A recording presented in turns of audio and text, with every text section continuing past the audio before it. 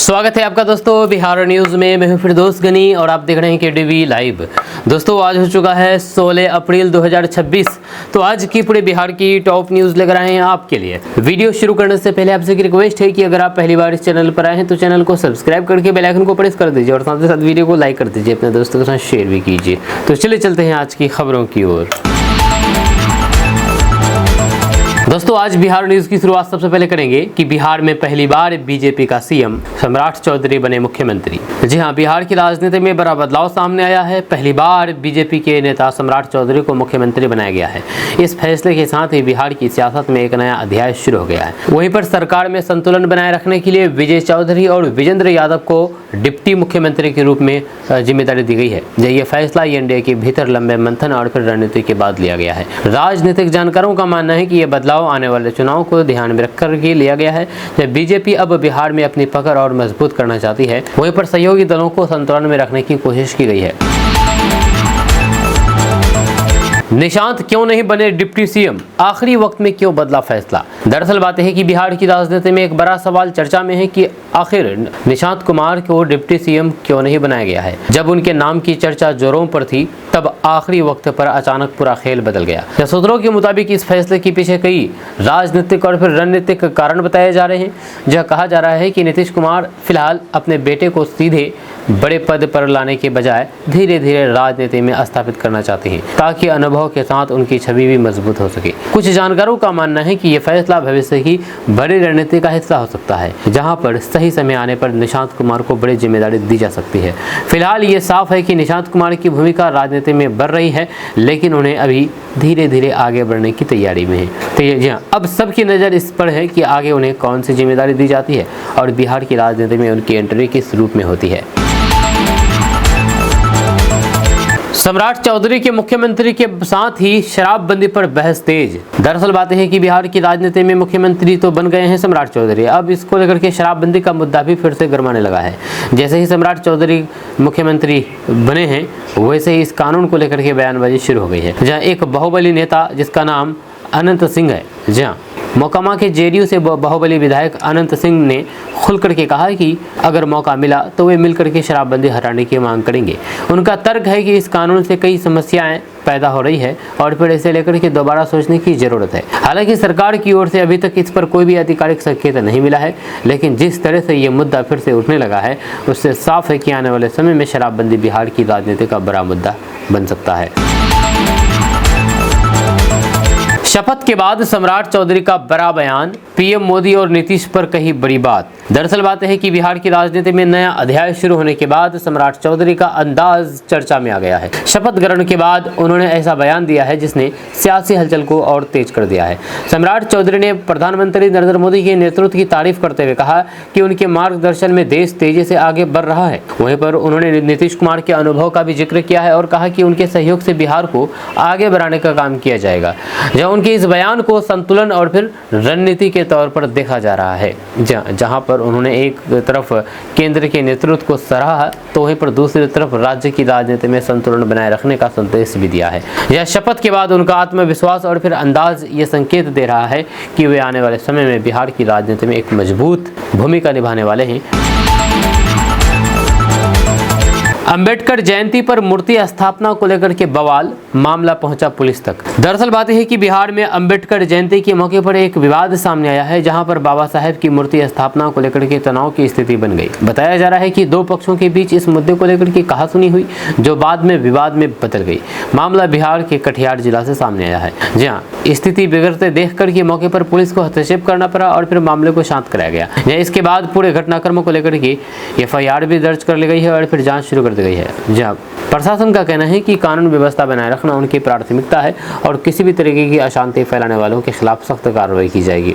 इस घटना के बाद इलाके में माहौल संवेदनशील बना हुआ है और पुलिस सतर्कता बरत रही है ताकि आगे किसी तरीके की स्थिति न बिगड़े। बिहार में 3500 लीटर शराब बरामद, कंटेनर में बना था तहखाना। दरअसल बात है कि बिहार में शराबबंदी के बीच एक बड़ी खबर सामने आई है, जहां पर पुलिस ने करीब 3500 लीटर अंग्रेजी शराब बरामद की है। हैरानी की बात तो यह है कि शराब को कंटेनर के अंदर एक गुप्त तहखाना बना करके छिपाया गया था ताकि किसी को शक न हो। जब पुलिस को गुप्त सूचना मिली थी, जिसके बाद छापेमारी करके इस कंटेनर को पकड़ा गया है। जब जांच की गई तो फिर अंदर छिपा करके रखी गई शराब की बड़ी खेप बरामद हुई है। इस कार्रवाई के बाद साफ हो गया है कि शराब तस्कर नए नए तरीके अपना करके कानून से बचने की कोशिश कर रहे हैं, लेकिन पुलिस भी लगातार सख्ती दिखा रही है और ऐसे मामलों में तेजी से कार्रवाई कर रही है। फिलहाल पुलिस इस पूरे नेटवर्क की जांच कर रही है ताकि ये पता लगाया जा सके कि इस तस्करी के पीछे कौन कौन लोग शामिल हैं और आगे भी ऐसी गतिविधियों पर रोक लगाई जा सके। प्रशांत किशोर का सम्राट चौधरी पर हमला, डिग्री को लेकर के उठाए सवाल। दरअसल बात यह है कि बिहार की राजनीति में बयानबाजी एक बार फिर से तेज हो गई है। जनसुराज के नेता प्रशांत किशोर ने सम्राट चौधरी पर तीखा हमला बोलते हुए उनकी शैक्षणिक योग्यता पर सवाल खड़े कर दिए हैं। प्रशांत किशोर ने पूछा है कि आखिर सम्राट चौधरी ने 10वीं कब और कहां से पास की है और उनकी डिग्री को लेकर के पारदर्शिता क्यों नहीं है।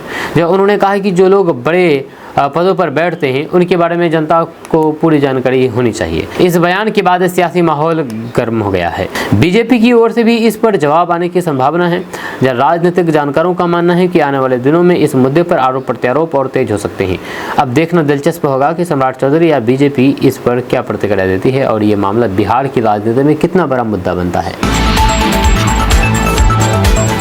सम्राट चौधरी के सीएम बनने पर पत्नी ममता कुमारी की पहली प्रतिक्रिया। दरअसल बात यह है कि बिहार की राजनीति में बड़ा बदलाव सामने आया है, जहां पर सम्राट चौधरी के मुख्यमंत्री बनने के बाद उनकी पत्नी ममता कुमारी की पहली प्रतिक्रिया सामने आई है। ममता कुमारी ने खुशी जाहिर करते हुए कहा है कि ये सिर्फ उनके परिवार के लिए नहीं बल्कि पूरे बिहार के लिए गर्व का पल है। उन्होंने कहा है कि सम्राट चौधरी हमेशा से जनता की सेवा के लिए समर्पित रहे हैं और अब मुख्यमंत्री बनने के बाद उनकी जिम्मेदारी और बढ़ गई है। जब उन्होंने ये भी भरोसा जताया है कि उनके नेतृत्व में बिहार तेजी से विकास की ओर आगे बढ़ेगा और आम लोगों की समस्याओं का समाधान होगा। इस बयान के बाद सियासी माहौल और गर्म हो गया है, क्योंकि बिहार की सत्ता परिवर्तन को लेकर के पहले से ही चर्चाएं तेज थी। बिहार में विभागों का बंटवारा, सम्राट चौधरी को सबसे ज्यादा जिम्मेदारी। जहां बिहार सरकार में विभागों के बंटवारे को लेकर के बड़ी जानकारी सामने आई है। नए फैसले के तहत उप मुख्यमंत्री सम्राट चौधरी को सबसे ज्यादा जिम्मेदारी दी गई है, जिनके पास गृह विभाग समेत कुल 29 विभाग सौंपे गए हैं। वहीं पर विजय कुमार चौधरी को 10 विभागों की जिम्मेदारी दी गई है, जबकि विजेंद्र यादव के पास 8 विभाग आए हैं। इस बंटवारे के बाद सरकार के भीतर जिम्मेदारियों का स्पष्ट विभाजन हो गया है। बताया जा रहा है कि इस फैसले का उद्देश्य प्रशासनिक कामकाज को सुचारू और फिर प्रभावी बनाना है, ताकि हर विभाग पर बेहतर तरीके से निगरानी रखी जा सके। राजनीतिक नजरिए से भी इस बंटवारे को अहम माना जा रहा है, क्योंकि इससे ये साफ हो गया है कि सरकार में किस नेता की भूमिका कितनी मजबूत है। सम्राट चौधरी के खिलाफ उठे एनडीए में ही बागी सुर, लेसी सिंह का तीखा बयान। दरअसल बात यह है कि बिहार की राजनीति में एक बार फिर से अंदरूनी खींचतान सामने आई है। बिहार के मुख्यमंत्री सम्राट चौधरी के खिलाफ अब बागी सुर उठने लगे हैं। जेडीयू नेता लेसी सिंह ने बयान देते हुए तीखा सवाल खड़ा कर दिया है।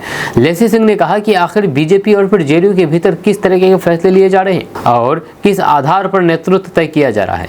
उनके इस बयान को एनडीए के भीतर असहमति के तौर पर देखा जा रहा है। आपको बता दूं कि सम्राट चौधरी को मुख्यमंत्री बनाए जाने को लेकर के अभी एनडीए के भीतर ही इस तरीके के विरोध के सुर उठने लगे हैं। लेसी सिंह इसके विरोध में बात कर रहे हैं। ये भी संकेत मिलता है कि अंदर खाने सब कुछ ठीक नहीं चल रहा है।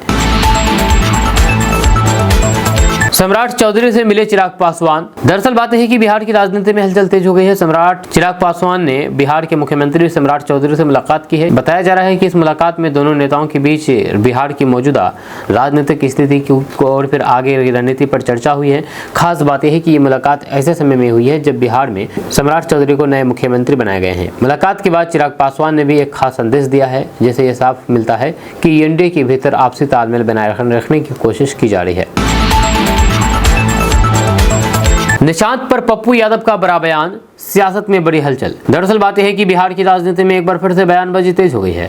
इस बार पप्पू यादव ने मुख्यमंत्री नीतीश कुमार के बेटे निशांत कुमार को लेकर के बड़ा बयान दिया है, जिससे सियासी हलचल बढ़ गई है। पप्पू यादव ने इशारों में कहा है कि सत्ता में तो बदलाव हुआ है और इसके पीछे कुछ समझौते या फिर शर्तें भी हो सकती है। उन्होंने ये भी संकेत दिया है कि राजनीतिक फैसले अक्सर पर्दे के पीछे तय होते हैं और जनता को बाद में जानकारी मिलती है। इस बयान के बाद बिहार की राजनीति में नए सवाल खड़े हो गए हैं, खास करके तब जब पहले से ही नीतीश कुमार के पद छोड़ने और फिर नेतृत्व को लेकर के चर्चाएं तेज हो गई थी। हालांकि अब सम्राट चौधरी मुख्यमंत्री बन गए हैं। बिहार के मुख्यमंत्री सम्राट चौधरी पर तेजस्वी का तंज, बोले सिलेक्टेड मुख्यमंत्री। दरअसल बात है कि बिहार की राजनीति में बयानबाजी एक बार फिर से तेज हो गई है। आरजेडी नेता तेजस्वी यादव ने बिहार के मुख्यमंत्री सम्राट चौधरी को लेकर के तंज कसते हुए उन्हें सिलेक्टेड मुख्यमंत्री तक कह दिया है। जहां तेजस्वी यादव ने कहा है कि सम्राट चौधरी ने अपनी प्रतिज्ञा पूरी कर ली है, लेकिन ये जनता की पसंद नहीं बल्कि अंदर खाने लिया गया फैसला है। उन्होंने आरोप लगाया है कि बिहार में लोकतांत्रिक प्रक्रिया की जगह राजनीतिक सेटिंग हावी हो रही है। इस बयान के बाद सियासी माहौल गर्मा गया है। बीजेपी और फिर जेडीयू की ओर से भी जवाबी प्रतिक्रिया आने की संभावना जताई जा रही है। सम्राट चौधरी को सीएम बनने पर तेजस्वी की बधाई, साथ ही सरकार पर निशाना। दरअसल बातें हैं कि बिहार की राजनीति में एक दिलचस्प बयान सामने आया है। आरजेडी नेता तेजस्वी यादव ने सम्राट चौधरी को मुख्यमंत्री बनने पर बधाई दी है, लेकिन इसके साथ ही एनडीए सरकार पर जमकर के निशाना साधा है। तेजस्वी यादव ने कहा है कि वे मुख्यमंत्री को शुभकामनाएं देते हैं, लेकिन साथ ही साथ उन्होंने ये भी कहा है कि सरकार की नीतियों और फिर कामकाज पर सवाल उठते रहेंगे। उनका आरोप है कि वर्तमान सरकार जनता के मुद्दों पर पूरी तरह से खड़ी नहीं उतर रही है। उन्होंने ये भी संकेत दिया है कि विपक्ष अपनी भूमिका मजबूती से निभाएगा और जनता से जुड़े मुद्दों को उठाता रहेगा। इस बयान के बाद साफ है कि बिहार की राजनीति में आगे भी टकराव और फिर बयानबाजी जारी रहने वाली है। अब देखना यह होगा कि नई सरकार अपने काम से जनता का भरोसा जीत पाती है या फिर विपक्ष के आरोपों का सामना करना पड़ेगा। शपथ के बाद सम्राट चौधरी का बड़ा बयान, बिहार में चलेगा मोदी और नीतीश मॉडल।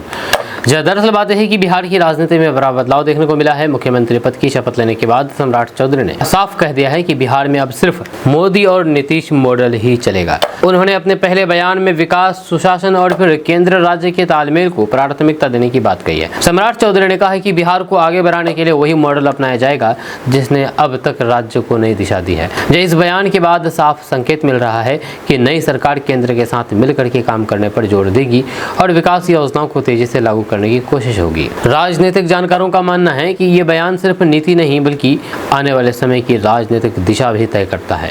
अब देखना यह होगा कि नई सरकार अपने इस मॉडल को जमीन पर कैसे उतारती है और जनता को कितना फायदा मिलता है। सम्राट चौधरी को पीएम मोदी की बधाई, बोले बिहार को मिलेगा मजबूत नेतृत्व। दरअसल बातें हैं कि बिहार की राजनीति में बड़ा घटनाक्रम हुआ है। सम्राट चौधरी को मुख्यमंत्री बनने के बाद प्रधानमंत्री नरेंद्र मोदी ने उन्हें बधाई दी है। प्रधानमंत्री मोदी ने कहा है कि उन्हें पूरा विश्वास है कि सम्राट चौधरी के कुशल और नेतृत्व में बिहार विकास की नई ऊंचाइयों को छुएगा। उन्होंने ये भी कहा है कि बिहार में विकास कार्यों को और गति मिलेगी और फिर जनता को इसका सीधा लाभ मिलेगा। बताया जा रहा है कि सम्राट चौधरी के मुख्यमंत्री बनने के बाद एनडीए के भीतर भी सकारात्मक माहौल है। इसे बिहार की राजनीति में एक नए अध्याय की शुरुआत के रूप में देखा जा रहा है। सम्राट चौधरी के सीएम बनते ही नीतीश ने बदला बायो, सियासत में नई हलचल। दरअसल बातें है कि सम्राट चौधरी तो मुख्यमंत्री बन गए हैं। यहाँ मुख्यमंत्री बनने के बाद नीतीश कुमार अब पूर्व मुख्यमंत्री हो गए हैं। अब पूर्व मुख्यमंत्री नीतीश कुमार ने अपने सोशल मीडिया प्लेटफॉर्म एक्स पर अपना बायो बदल दिया है, जिससे सियासी हलचल और तेज हो गई है। बताया जा रहा है कि नीतीश कुमार ने अपने बायो में अब मुख्यमंत्री की जगह नई पहचान लिखी है, जो उनके राजनीतिक रोल में बदलाव का संकेत देती है। जहाँ इस कदम को लेकर के राजनीतिक गलियारों में तरह तरह की चर्चाएं शुरू हो गई हैं। विशेषज्ञों का मानना है कि ये सिर्फ एक बायो बदलाव नहीं बल्कि बिहार की राजनीति में नए समीकरण बनने का इशारा हो सकता है, क्योंकि लंबे समय तक मुख्यमंत्री रहने के बाद अब उनकी भूमिका में बदलाव साफ नजर आ रहा है। अब सभी की नज़र इस बात पर है कि आगे नीतीश कुमार की राजनीति किस दिशा में जाती है और नए मुख्यमंत्री सम्राट चौधरी के नेतृत्व में बिहार की राजनीति कैसे आगे बढ़ती है। बिहार की सियासत में जातीय समीकरण बदले, कोयरी को ताज। दरअसल बातें हैं कि बिहार की राजनीति में एक बार फिर से जातीय समीकरण चर्चा में है।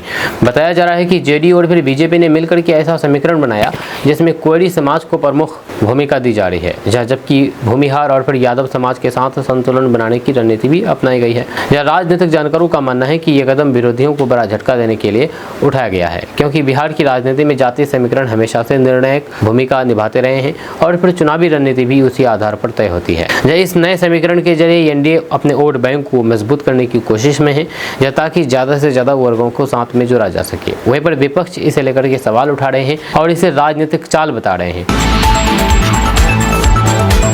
बिहार के नए नवेले मुख्यमंत्री सम्राट चौधरी की पत्नी क्या करती है, कमाई जानकर के रह जाएंगे हैरान। दरअसल बात है कि सम्राट चौधरी बिहार के मुख्यमंत्री बन गए हैं।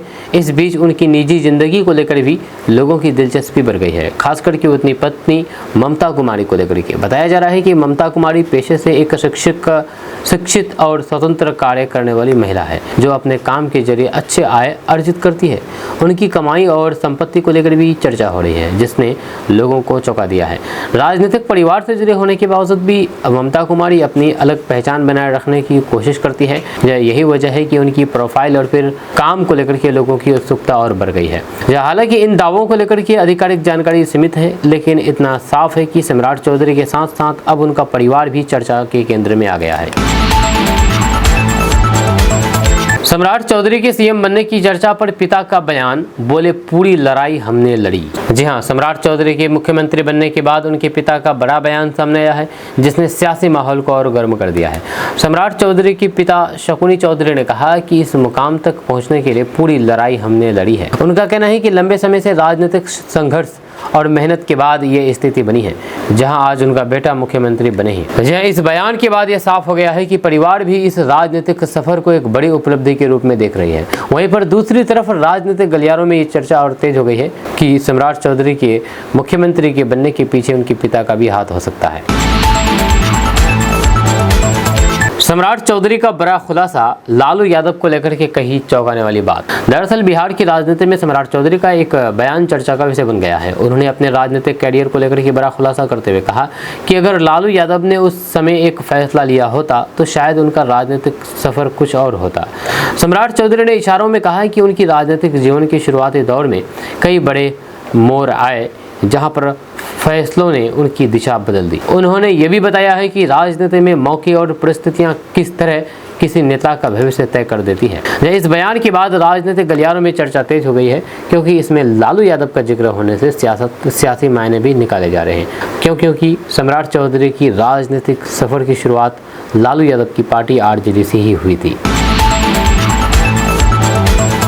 सीएम पद छोड़ने के बाद नीतीश कुमार को कितनी मिलेगी पेंशन। दरअसल बात है कि बिहार की राजनीति में बड़ी खबर है कि मुख्यमंत्री नीतीश कुमार ने अपने इस्तीफा दे दिया है। अब वो मुख्यमंत्री नीतीश कुमार से पूर्व मुख्यमंत्री नीतीश कुमार हो गए हैं। तो अब सवाल उठ रहा है कि मुख्यमंत्री पद छोड़ने के बाद उन्हें कितनी पेंशन मिलेगी।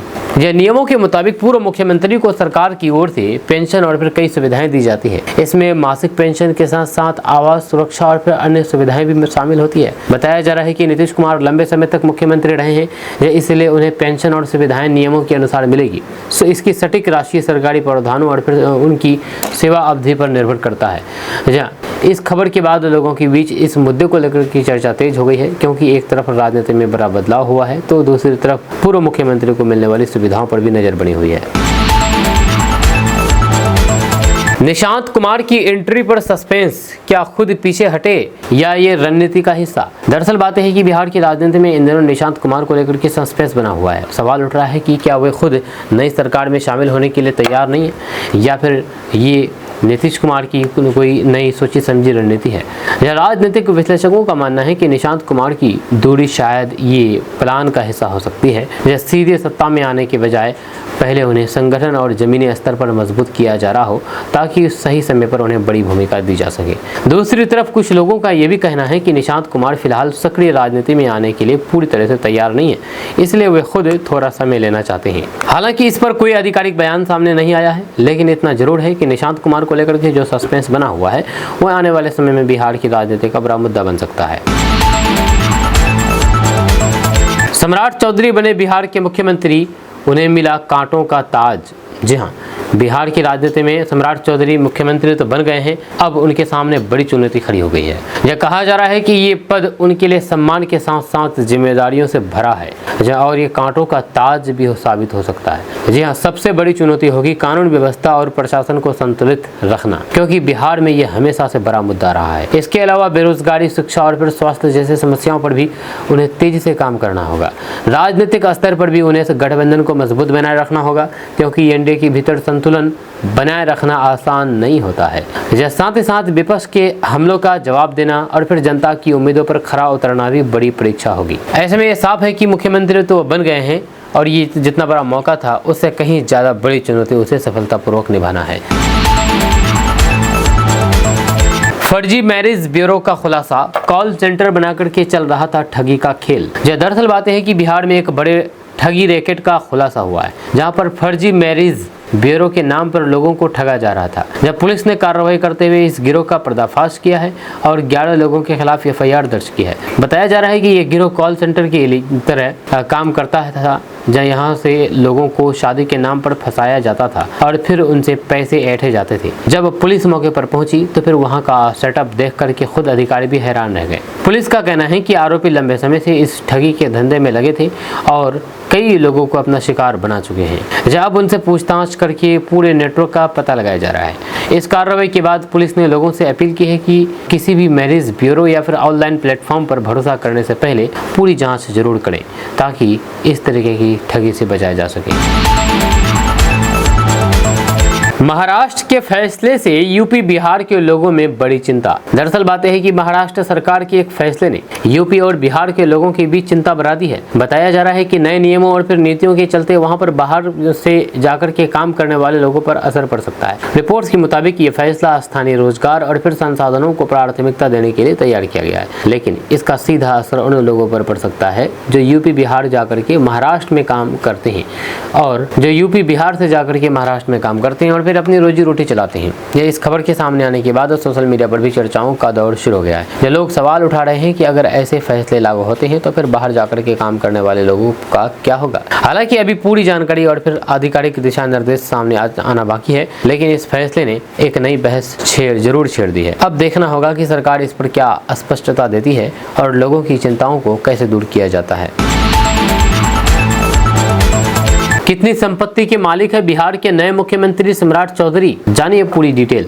दरअसल बात है कि बिहार की राजनीति में नया मुख्यमंत्री सम्राट चौधरी तो बन गए हैं। अब उनकी संपत्ति को लेकर भी लोगों में काफी दिलचस्पी देखी जा रही है। यह चुनावी हल्फनामे के मुताबिक सम्राट चौधरी करोड़ों की संपत्ति के मालिक हैं। यह रिपोर्ट्स के अनुसार उनकी कुल संपत्ति करीब 11 से 11.5 करोड़ रुपए के आसपास बताई जाती है, जो पिछले कुछ सालों में लगातार बढ़ी है। जहाँ अगर उनकी संपत्ति की बात करें तो इनमें जमीन, जायदाद, मकान, बैंक बैलेंस और फिर निवेश शामिल है। जहाँ उनके पास चल और अचल दोनों तरीके की संपत्ति है, जिसमें करोड़ों की जमीन और फिर प्रॉपर्टी दर्ज है। यह दिलचस्प बात यह है कि रिपोर्ट्स के मुताबिक उनके ऊपर कोई बड़ा कर्ज नहीं है, यानी कि उनकी आर्थिक स्थिति काफी मजबूत मानी जाती है। कुल मिलाकर के देखा जाए तो सम्राट चौधरी एक मजबूत आर्थिक पृष्ठभूमि वाले नेता हैं, जिनकी संपत्ति समय के साथ बढ़ रही है। वहीं पर अब जब वे बिहार की राजनीति के केंद्र में हैं तो फिर उनकी संपत्ति और राजनीतिक फैसले दोनों पर लोगों की नजर बनी हुई है। सम्राट चौधरी के CM बनते ही बड़ा एक्शन, 41 अधिकारी हुए सस्पेंड। जहां बिहार की राजनीति में सरकार बनने के बाद प्रशासनिक एक्शन देखने को मिला है। खबर है कि एक साथ 41 CO और राजस्व अधिकारियों को सस्पेंड कर दिया गया है, जिससे पूरे प्रशासनिक महकमे में हरकत मच गया। बताया जा रहा है कि ये कार्रवाई काम में लापरवाही और शिकायतों के आधार पर की गई है। जहां सरकार सख्त संदेश देना चाहती है कि भ्रष्टाचार और ढिलाई किसी भी हालात में बर्दाश्त नहीं किया जाएगा। इस कार्रवाई को आने वाली नई व्यवस्था का संकेत भी माना जा रहा है, जहाँ पर प्रशासन को ज्यादा जिम्मेदार और फिर जवाबदेह बनाने की कोशिश की जा रही है। अब सवाल यह है कि क्या आगे भी इसी तरह सख्ती जारी रहेगी और क्या इससे सरकारी कामकाज में सुधार देखने को मिलेगा। फिलहाल इस फैसले ने बिहार की राजनीति और फिर प्रशासन दोनों में हलचल बढ़ा दी है।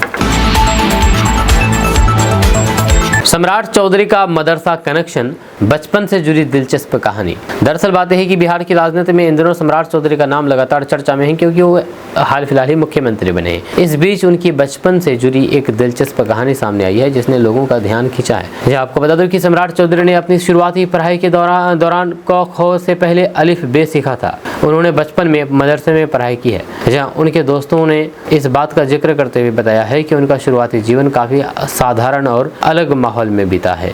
ये जानकारी सामने आने के बाद लोग इसे उनकी जिंदगी का एक दिलचस्प पहलू मान रहे हैं। जहाँ राजनीतिक तौर पर भी इसे चर्चा का विषय माना जा रहा है, क्योंकि इससे उनकी सामाजिक और फिर सांस्कृतिक अनुभव की झलक मिलती है। हालांकि सम्राट चौधरी की ये कहानी ये भी दिखाती है कि उन्होंने अलग अलग माहौल में रह करके अपनी पहचान बनाई है और आज बिहार की राजनीति में एक बड़े नेता के रूप में उभर करके सामने आई है। बिहार की राजनीति में पावर स्टार पवन सिंह की एंट्री। पवन सिंह का सम्राट को समर्थन। जी हाँ, बिहार की राजनीति में अब भोजपुरी इंडस्ट्री का तड़का भी देखने को मिल रहा है। पावर स्टार के नाम से मशहूर भोजपुरी अभिनेता और गायक पवन सिंह ने सम्राट चौधरी को लेकर के बड़ा बयान दिया है, जिससे सियासी हलचल तेज हो गई है। पवन सिंह ने सम्राट चौधरी के समर्थन में खुलकर के बात की है और उनके नेतृत्व की तारीफ की है। उन्होंने कहा कि बिहार को मजबूत नेतृत्व की जरूरत है और सम्राट चौधरी इस भूमिका में फिट बैठते हैं। उनके इस बयान को राजनीति में एक नए समीकरण के तौर पर देखा जा रहा है। राजनीतिक जानकारों का मानना है कि पवन सिंह का समर्थन युवाओं और फिर खासकर के भोजपुरी भाषी क्षेत्र में असर डाल सकता है। इससे सम्राट चौधरी की राजनीतिक पकड़ और मजबूत हो सकती है। दोस्तों, नीतीश कुमार का मुख्यमंत्री पद से इस्तीफा सिर्फ एक राजनीतिक बदलाव नहीं बल्कि करोड़ों बिहार वासियों के दिलों से जुड़ा एक ऐसा पल है जिसे लोग लंबे समय तक याद रखेंगे। जी हाँ, बिहार के पूर्व मुख्यमंत्री नीतीश कुमार का इस्तीफा एक सामान्य राजनीतिक घटना नहीं है, जब बल्कि ये उन भावनाओं से जुड़ा हुआ है जो पिछले लगभग 20 वर्षों में उन्होंने बिहार के लोगों के दिलों में बनाई है। जब नीतीश कुमार ने जिस तरह से बिहार को संभाला, संवारा और फिर एक नई दिशा दी, वह आज भी हर किसी की जुबान पर है। एक समय था जब बिहार को पिछड़ा राज्य के रूप में देखा जाता था, लेकिन उनके नेतृत्व में यही बिहार विकास, सुशासन और बदलाव की मिसाल बनकर के उभरा है। जब सड़क से लेकर के शिक्षा, स्वास्थ्य से लेकर के कानून व्यवस्था और फिर महिला सशक्तिकरण तक हर क्षेत्र में उन्होंने ऐसे फैसले लिए हैं जिन्होंने आम लोगों की जिंदगी को बदलने का काम किया है। खास करके युवाओं के लिए उनकी नीतियाँ प्रेरणा बनी है। जहाँ उनकी राजनीति की सबसे बड़ी पहचान रही है उनकी सादगी और ईमानदारी। लोगों का मानना है कि उन्होंने सिर्फ सरकार नहीं चलाई बल्कि एक भरोसा बनाया कि अगर नीयत साफ हो तो बदलाव जरूर संभव है। आज भले ही उन्होंने मुख्यमंत्री पद छोड़ दिया हो, लेकिन जनता के दिलों में उनकी जगह आज भी कायम है। लोगों के लिए वे सिर्फ एक नेता नहीं बल्कि एक ऐसे व्यक्तित्व हैं जिन्होंने बिहार को नई पहचान दी है। इतिहास जब भी बिहार के बदलाव की कहानी लिखेगा तो उसमें नीतीश कुमार का नाम जरूर शामिल होगा। एक ऐसे नेता के रूप में जिसने कठिन समय में राज्य को संभाला और उसे आगे बढ़ाने का काम किया। जहाँ उनका ये योगदान आने वाली पीढ़ियों के लिए भी एक मिसाल बना रहेगा। आपका इसके बारे में क्या कहना है, नीचे कमेंट बॉक्स में कमेंट करके जरूर बताइएगा।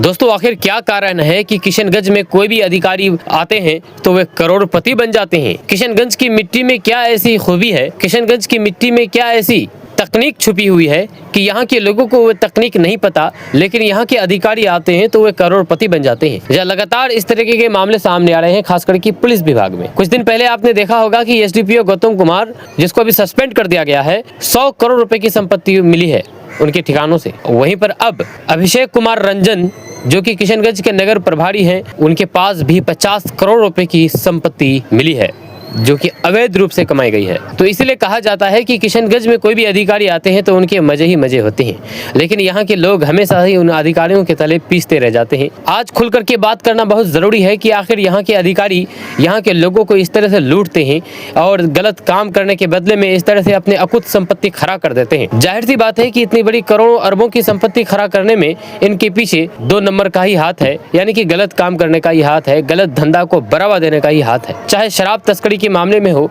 या फिर अलग अलग तरीके के अवैध गतिविधि मामले में हो, इन सब को संरक्षण, पनाह और वकी बढ़ावा देने के लिए उनके बदले पैसे लेते थे, जिसकी वजह से आज ये अधिकारी करोड़ों अरबों में खेल रहे हैं। एक एक करके नाम सामने आ रहे हैं और कितने ऐसे नाम हैं जो अभी भी छिपे हुए हैं, ये पता लगाना बहुत जरूरी है। अभी ताजा मामला है अभिषेक कुमार रंजन की, जिन्होंने किशनगंज में रहकर के अकुत संपत्ति बनाई है। उन्होंने अपने 17 साल के करियर में करीब 50 करोड़ रुपए की संपत्ति जुटा ली है। इस पूरे मामले की जांच आर्थिक अपराध इकाई कर रही है, जिसने पटना, किशनगंज और सारण समेत 5 ठिकानों पर एक साथ छापेमारी की है। जांच में सामने आया है कि अभिषेक रंजन के खिलाफ आय से 115% ज्यादा संपत्ति का मामला दर्ज किया गया है। बालू, शराब माफियाओं के साथ मिलकर के भारी कमाई की और फिर पैसे को अलग अलग जगहों पर निवेश किया। सबसे चौंकाने वाली बात यह है कि डील के दौरान वे सीधे पैसे नहीं लेते थे, बल्कि चाय की दुकान पर कैश रखवाया जाता था। बाद में उस पैसे को दूसरी जगह ट्रांसफर किया जाता था। छोटी रकम उनके ड्राइवर और फिर मुंशी के जरिए वसूले जाते थे। दोस्तों, बिहार की राजनीति में एक ऐसा नाम जिस पर कभी भ्रष्टाचार का दाग नहीं लगा, एक ऐसा चेहरा जिसने विकास और संतुलन की राजनीति को पहचान दी, आज उसी नेता की विदाई पर बिहार भावुक नजर आ रहा है। यह बिहार के पूर्व मुख्यमंत्री नीतीश कुमार को लेकर के आज पूरे बिहार में भावुक माहौल देखा जा रहा है। लंबे समय तक सत्ता में रहने के बावजूद भी नीतीश कुमार पर कभी भी भ्रष्टाचार का गंभीर आरोप नहीं लगा। ये अपने आप में उनकी राजनीति की सबसे बड़ी पहचान मानी जाती है। नीतीश कुमार की राजनीति हमेशा संतुलन और सामाजिक समरसता की रही है, जो उन पर कभी भी हिंदू मुस्लिम के बीच भेदभाव करने का आरोप नहीं लगा। उन्होंने हमेशा सभी वर्गों को साथ लेकर के चलने की कोशिश की।